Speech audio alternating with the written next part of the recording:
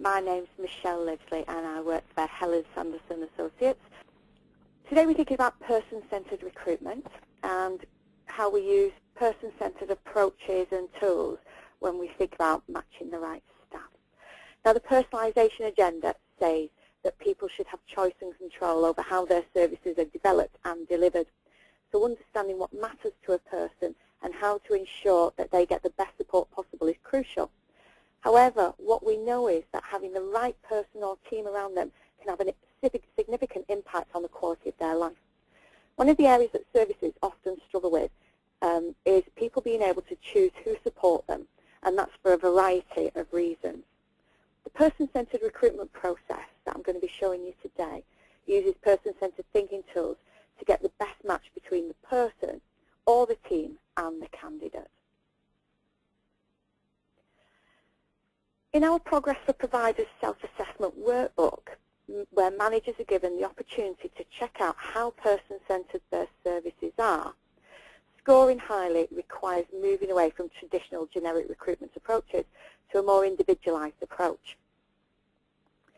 Using the approach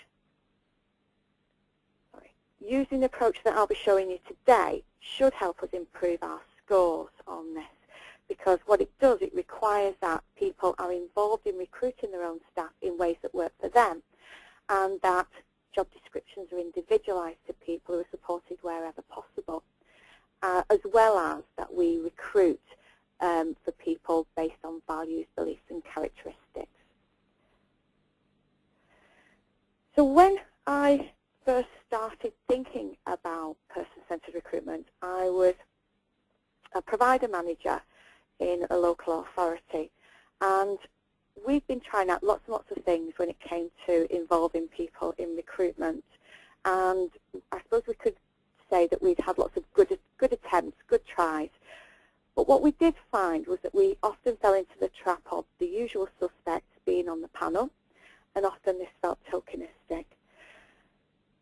So the reality really hit home for me when I was doing some person-centred planning. And I want to introduce you to Alan. This is Alan, who many years ago I did some person-centred planning. I did a map with him. And as part of the map, I asked Alan to tell me what his dreams for the future were. If things were as good as they could get, what would they look like? And Alan was a really modest guy, and he said, I'd really like to be able to go out in my car more often and not use taxis, and I'd really like to go fishing. He said, and I'd also like to be able to use my computer more. I need help with it, and not all my staff understand how to do that. So this kind of made me think that as probably the most senior person in that area, and with overall responsibility for recruitment, I wasn't asking the right questions. Because although I'd known about his computer, I hadn't realised that his staff weren't that good on it, because I don't think I'd properly asked that question. But I have known that he had a car, and I did actively recruit drivers wherever possible. But what I wasn't doing was recruiting the type of drivers that he needed, and you'll see more about what I mean when I show you his matching tool. So we went on to develop Alan's matching tool.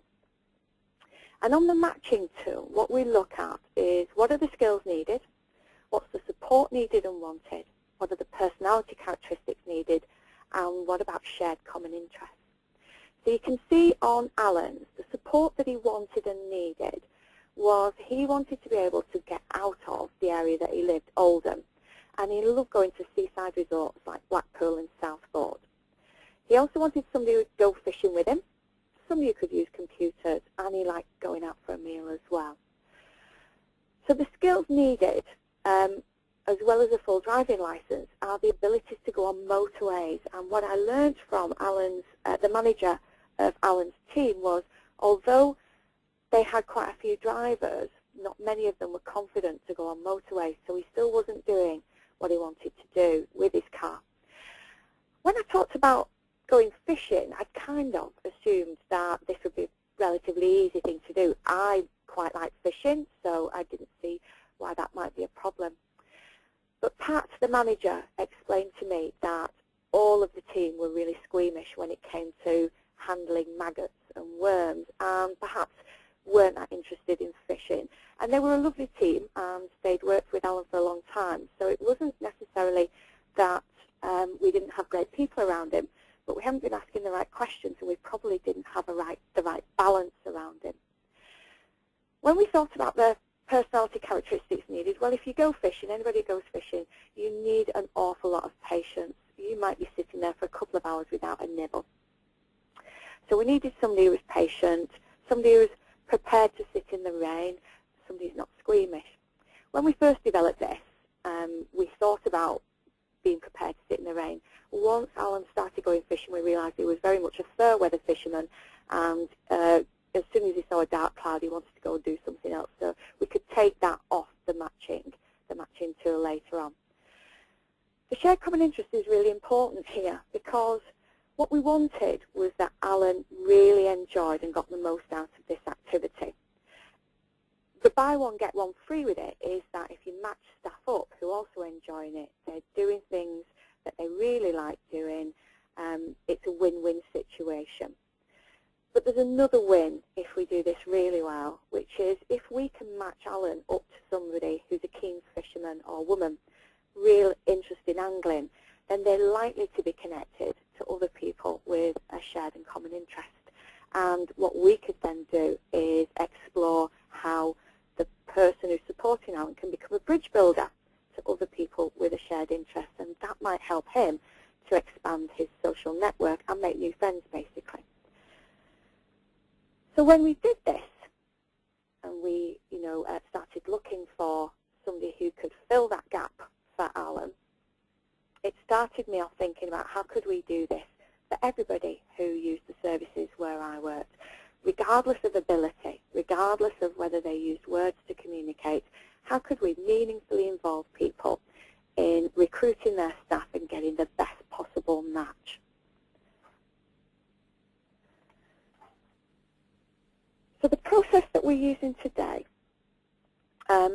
really helps us to think about that well. And what we did was went on and developed a 7-stage process.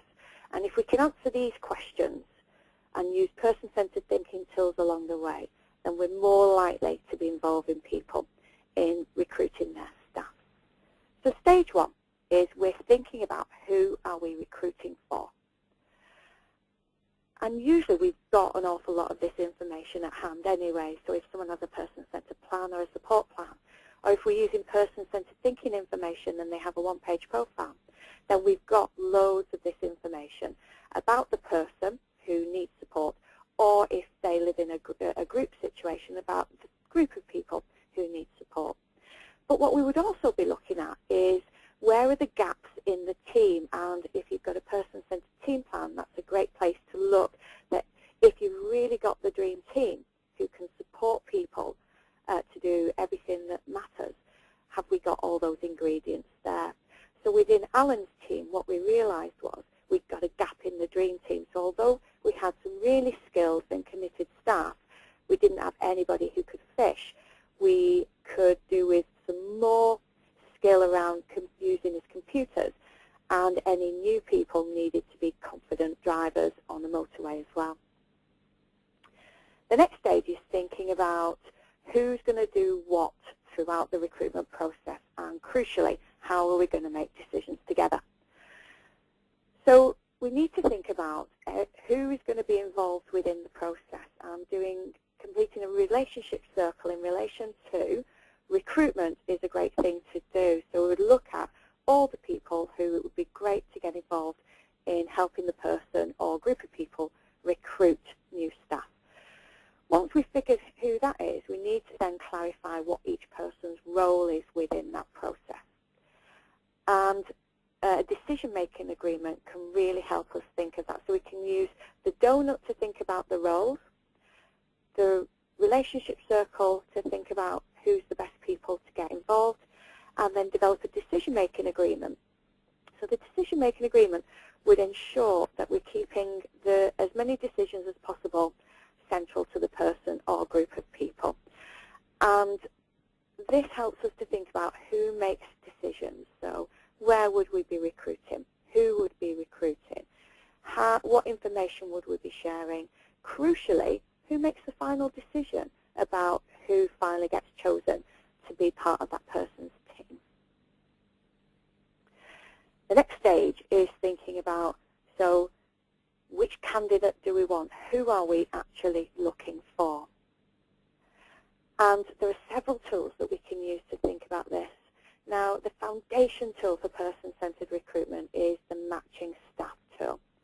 And the matching tool, as I already showed you with Alan, captures that really rich information about the type of person that they want. This isn't just about skills and qualifications. This is about personality. This is about shared interests as well. And we can use that matching staff tool to develop a person specification. And we can use the donut to develop a job description. So what are your core responsibilities if you're going to be supporting Alan? Where can you use judgment and creativity?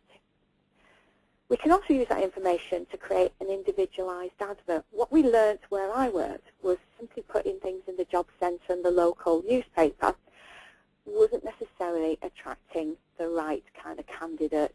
And also what we used to use was a real generic advert that didn't give any sense of the type of people that candidates might be supporting.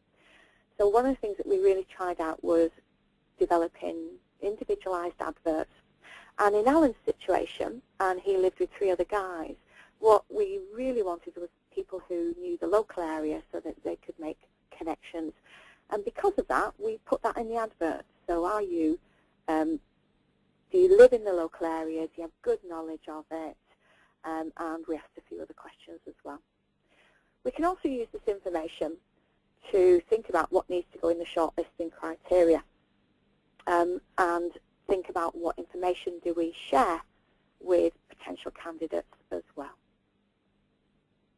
Here's an example of an individualised advert. This was done for Jenny quite a while ago, as you can see.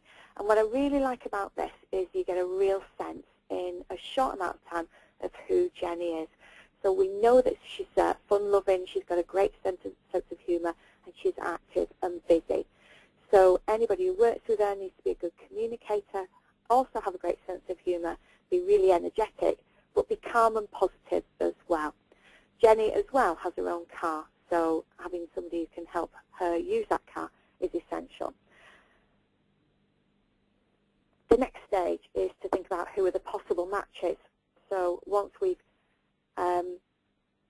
captured that information, we need to shortlist against the matching staff. And from my perspective, if we've captured information from the person or the group of people about the type of person that they want, they have told us or whoever's interviewing the type of person that they want, so they're determining it, even if they choose not to be part of the shortlisting process. Now, this is another example of how the matching tool has been used as well.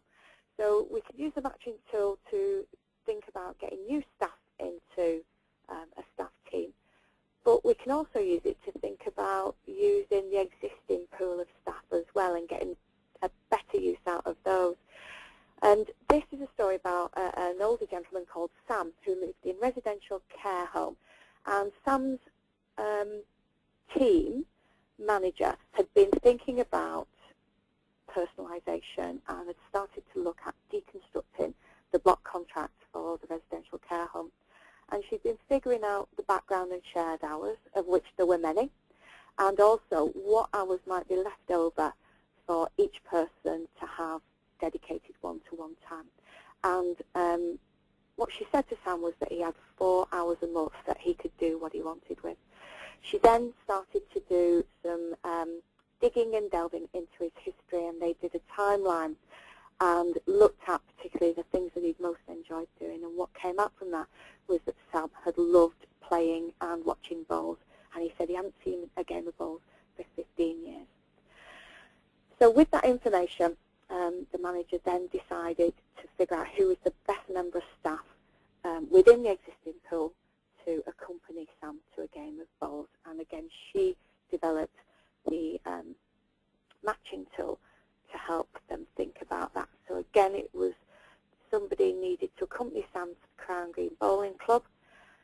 needed to be able to drive and go on the motorway and have confidence in mixing with others. They also needed to enjoy good conversation, but crucially shared and common interest with crown green bowling, as well as darts, rugby and history.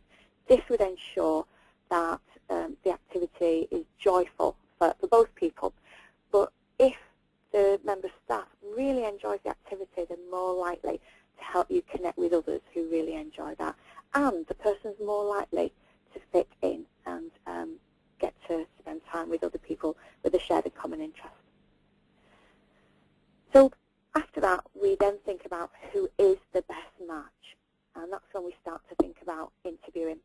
Now, when I first started to do this, we decided that we'd have 2 stages of interview, and that the people who use services would figure out the best way for them to interview candidates. And that could be in an environment that made sense to them, made them most comfortable. And so for some people it was at their home, for some people it was in a local pub, for some people it was at the office. I knew a gentleman who you did that by going out with him and a member of staff looking at clock towers, and if you were as interested in him as clock towers, you were more likely to go through to the second stage of interview.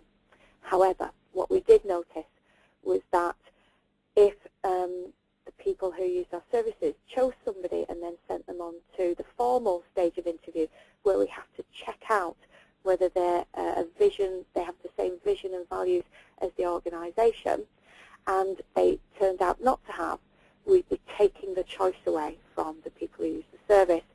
So that didn't seem to fit. So we reversed it and decided that because we have this responsibility to check out robustly that the candidates are the right people to work with the organisation, have to have that vision and values checked, that we would become part of the filter.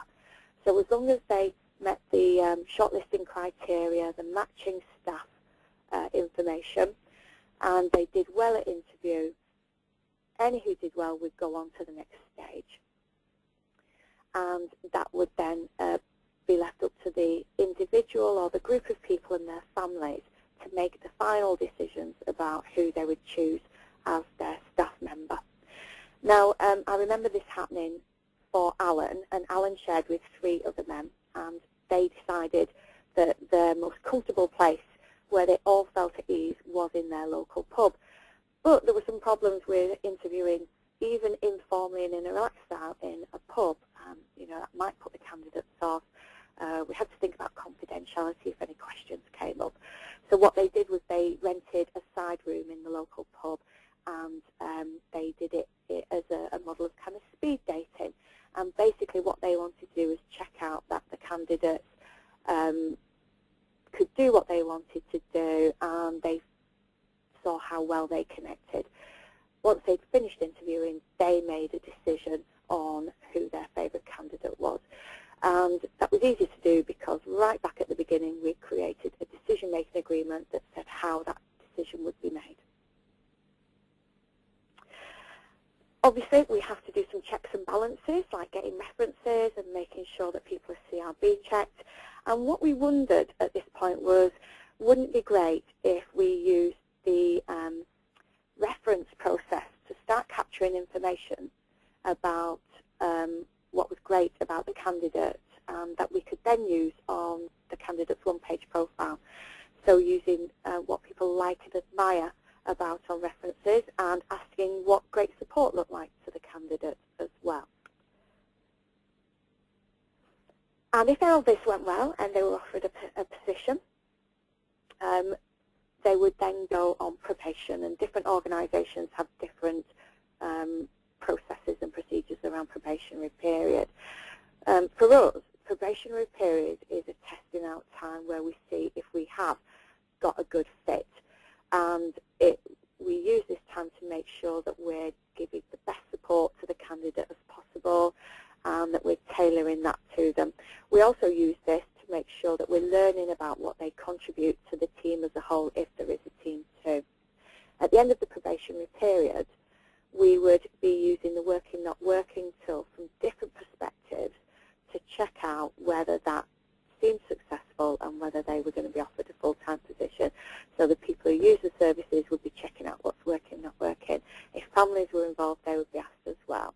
And this felt like a real shift for us because in the past it might just have been the manager who was making that decision.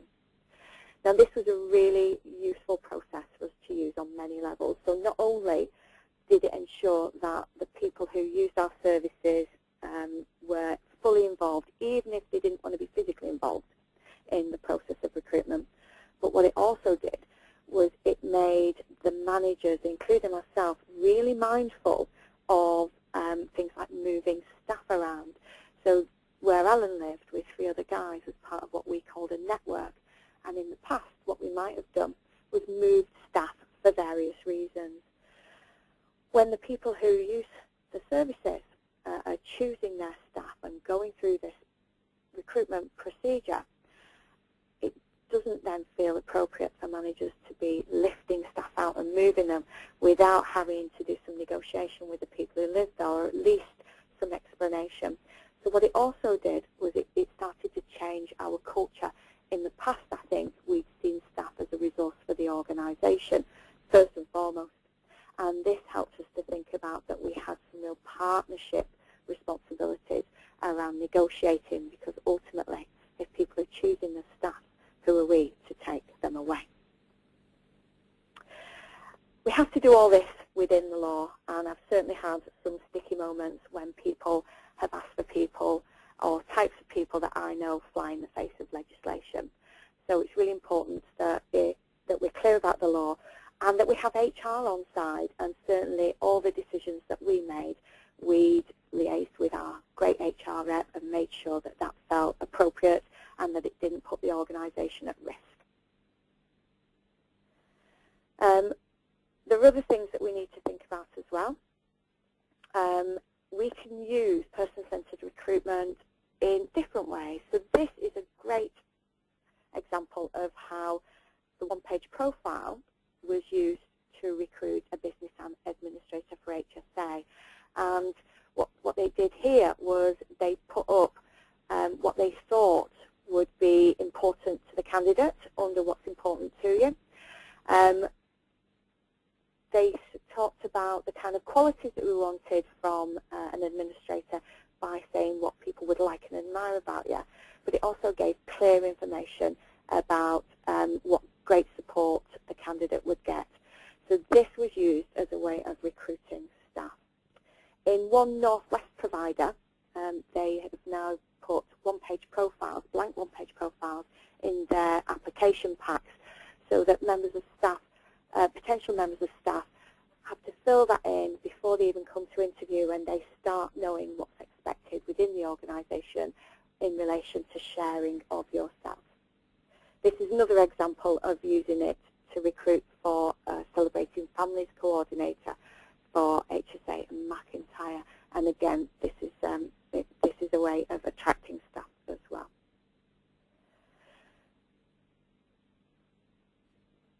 Another thing to think about is a provider in the Northwest has decided to replace the staff appraisal, which again is part of the recruitment process, with a person-centred work review. So what they decided was, if we're using person-centred reviews with everybody who uses services, and we know what's working and not working and what's important in the future for people who use services, why not replicate that with staff as well, so that we're really getting a good fit, matching tasks and opportunities, and addressing what's not working as well.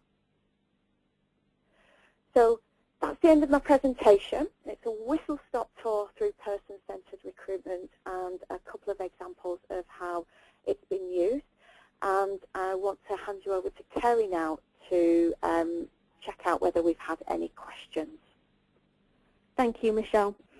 Just before I begin, I do have a couple of questions, but just before I do begin, if there is anybody who has attended the webinar today who hasn't managed to ask a question as yet, while I'm reading these out, you do have time to type into the questions box, and once I've finished the questions that I have in front of me, I'll then read yours out for you. So the first question that I have is from Sarah, and Sarah's question is, how do we get around employment law? There are lots of ways of getting around employment law, and I've done this as a course in several organisations, And where organisations are really keen to do this well, they make sure that HR are on board right in the first place. Now sometimes, and I'll give you an example, there was somebody who wanted to recruit somebody who would go dancing with them, and what they specifically said on their matching status was they wanted to recruit somebody who was young. And HR said, no, we can't do that.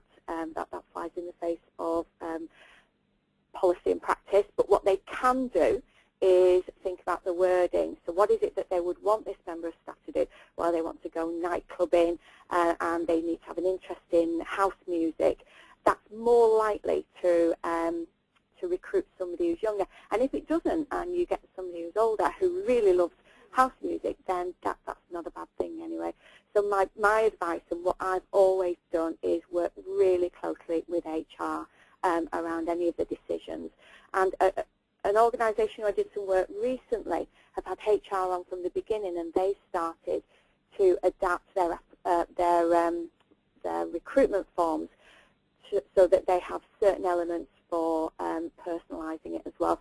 So some of that is generic, and some of that is individual within that as well. But that's only because they've managed to get HR on board. Any other questions, Terry? Yes, final question from Louise. How do existing staff respond if they don't fit the matching staff tool? That's a really good point, and that really happened with Alan's team. So when we were asking them if they were keen anglers, and when we were asking them if they were confident drivers, the ones who weren't felt really vulnerable, but felt confident enough to say it. And what we said to them was, actually, you have lots of other skills that Alan and the guys who he shares with want. But any new people who come in, we need to make sure we've got a good mix. So we don't need everybody to be into fishing in a team, but we need at least one person. And if that's not the case, then maybe we need to look beyond the team for that. But any new people coming in had to be confident car drivers. So it was about making sure that they don't feel vulnerable. But sometimes we haven't got anybody in a team who matches with people, and in that case we really need to think about how we're utilising our greatest